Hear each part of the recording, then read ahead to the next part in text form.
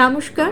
ঠাকুর শ্রী শ্রী রামকৃষ্ণ পরমহংসদেব এবং মা শারদার চরণে আমার সশ্রদ্ধ প্রণাম জানিয়ে ভিডিওটা শুরু করছি। সংসার বড়ই বিচিত্র। যতদিন আপনি সকলের সাথে হ্যাঁতে হ্যাঁ মেলাবেন, অর্থাৎ বিনা প্রতিবাদে সব কিছু মেনে নেবেন, ততদিন আপনি খুব ভালো, আপনার মতো মানুষ হয় না। কিন্তু যখনই আপনি প্রতিবাদ করবেন, উচিত কথা বলবেন, সত্যি কথা বলবেন, তখনই আপনি অপ্রিয় হয়ে উঠবেন। আপনি হয়তো কোনো মানুষের 10 দিন উপকার করলেন, কিন্তু একদিন কোনো কারণে পারলেন না। মানুষ কিন্তু এই একদিনের কথাই মনে রাখবে, 10 দিনের কথা ভুলে যাবে।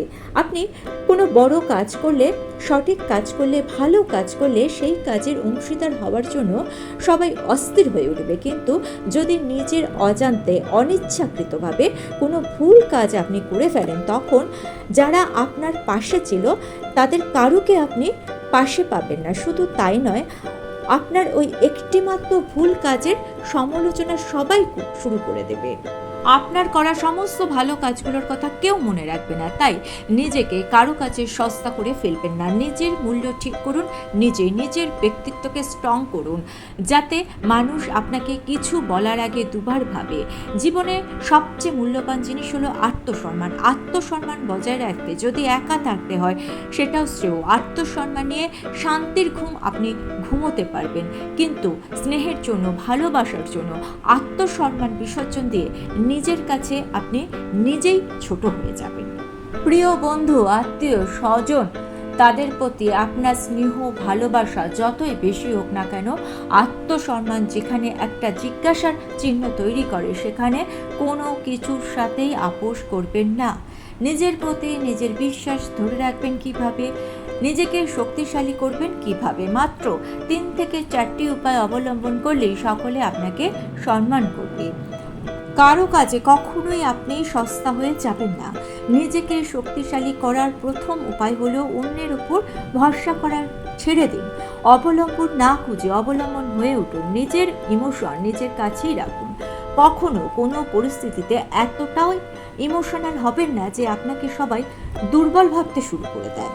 শুনতে খুব খারাপ লাগলেও এটাই সত্যি যে কোনো সম্পর্কই একটা সাময়িক বাঁধন, দেনা পাওনার সূক্ষ্ম সুতোয় বাঁধা। যে কোনো সময় সেই সুতো ছিঁড়ে যেতে পারে। নারী ছাড়া ধন বলে যাকে আপনি আঁকড়ে বাঁচতে চাইছেন, যদি তার ভবিষ্যতের পথে আপনি প্রধান বাধা হয়ে ওঠেন, তখন সব কিছু বন্ধন ত্যাগ করে সে কিন্তু চলে যাবে নিজের লক্ষ্যে, আর আপনি তখন হয়ে উঠবেন অসহায়। তাই মাথা নত করুন একমাত্র সর্বেশ্বর পরমেশ্বরের কাছে, তাকে অবলম্বন করুন। একমাত্র তিনি যে কোনো পরিস্থিতিতে আপনাকে ছেড়ে যাবেন না। তিনি আপনার সুখেও যেমন থাকবেন, আপনার দুঃখেও তেমন থাকবেন। দ্বিতীয়ত, আপনাকে জেদি হতে হবে। জেদি না হলে আপনি যেটা অর্জন করতে চাইছেন সেটা আপনি পাবেন না। জীবনের কঠিন পরিস্থিতির মোকাবিলা করতেও জেদ চাই। মা বলেছেন, সহ্যের সমান গুণ নেই। সহ্য শক্তি তারই থাকে যার জেদ আছে। ঠাকুর মাকে বলেছিলেন, কারো কাছে কিচ্ছু চেও না। মা ঠাকুরের আদেশ অক্ষরে অক্ষরে পালন করেছিলেন। ঠাকুর দেহ রাখার পর চরম কষ্টে মা দিন যাপন করেছিলেন, কিন্তু সে কথা কেউ ঘুণাক্ষরেও জানতে পারেননি। তৃতীয়ত, নিজের ওপর আপনাকে বিশ্বাস রাখতে হবে। পৃথিবীর সকলের ওপর বিশ্বাস পরে করবেন, আগে নিজেকে বিশ্বাস করুন। তাহলে জানবেন যে কাজ আপনি করছেন সে কাজ সঠিক কাজ। নিজের উপর শ্রদ্ধা যদি আপনি রাখতে পারেন, তাহলে আপনার নিজের প্রতি নিজের আত্মসম্মান বেড়ে যাবে, অর্থাৎ আপনার ব্যক্তিত্ব দৃঢ় হবে।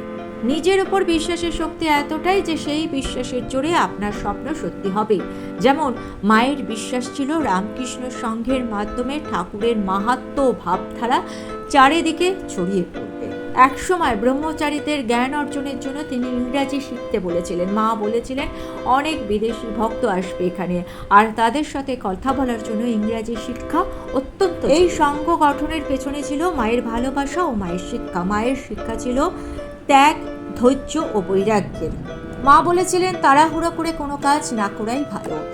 জীবনের কঠিন সময়ে নিজের প্রতি সম্পূর্ণ বিশ্বাস রাখতে হবে। কঠিন পরিস্থিতিতে ঈশ্বরের প্রতি বিশ্বাস আপনার তখনই আসবে যখন নিজের প্রতি আপনার সম্পূর্ণ বিশ্বাস থাকবে। নিজেকে শক্তিশালী করার চতুর্থ উপায় হলো আপনাকে প্রতি মুহূর্তে শিক্ষা গ্রহণ করতে হবে, কিছু না কিছু শিখতে ব্যস্ত থাকতে হবে। নদী গতিশীল, তাই তার স্রোত আছে। আপনিও নিজেকে নদীর মতো গতিশীল করে রাখুন, নিজের স্রোতকে ধরে রাখুন, কখনো থেমে যাবেন না, কখনো এটা ভাববেন না যে যা শেখার আমার শেখা হয়ে গিয়েছে, আর কিছু জানার নেই, আমার বয়স হয়ে গিয়েছে, আর শিখে কি হবে, এই ধারণা থেকে বেরিয়ে আসুন। শিক্ষা গ্রহণ যদি বন্ধ করে দেন তাহলে আপনি হয়ে যাবেন বদ্ধপানা কুকুরের মতো। নিজেকে কর্মময় করে রাখুন, প্রতিদিন একটু একটু করে শিখতে শিখতে দেখবেন চারপাশের পরিবেশের সাথে আপনি মানিয়ে নিতে পারছেন, পরিবর্তিত পরিস্থিতির সঙ্গে নিজেকে পারফেক্ট করে তৈরি করে ফেলছেন। আপনি 2025 সালে দাঁড়িয়ে যদি ভাবেন আপনি 1988 সালের মতো করে নিজেকে চলবেন এবং আপনার প্রিয়জনদের, আপনার সন্তানদের চালাবেন, তাহলে আপনি ভুল করবেন। আপনাকে এটা ভাবতে হবে যে আপনি যেখানে দাঁড়িয়ে আছেন সেখানের মতো করেই আপনাকে চলতে হবে। আপনি যে সময়ে দাঁড়িয়ে আছেন সেই সময়ের সাথে আপনাকে চলতে হবে, তাহলেই আপনি ভালো থাকবেন। অনেকেই বলেন আমাদের সময় খুব ভালো ছিল, এখন সব খারাপ। এটা সম্পূর্ণ ভুল ধারণা। খারাপ ভালো আগেও ছিল, এখনও আছে। আমাদেরকে ভালোটা গ্রহণ করতে হবে, খারাপটাকে বাদ দিয়ে দিতে হবে। অতীত থেকে শিক্ষা নিয়ে বর্তমানকে শক্তিশালী করুন, কিন্তু অতীত আঁকড়ে পড়ে থাকবেন না। আর ভিডিওটা ভালো লেগে থাকলে চ্যানেলটিকে সাবস্ক্রাইব করে নিয়ে পাশে থাকা বেল আইকনটা প্রেস করে দিয়ে অল অপশনটা ক্লিক করে দেবেন, তাহলে যখনই নতুন কোনো ভিডিও আপলোড করবো তার নোটিফিকেশন আপনাদের কাছে পৌঁছে যাবে। ঠাকুর ও মায়ের চরণে প্রণাম জানিয়ে আজকে এই পর্যন্ত।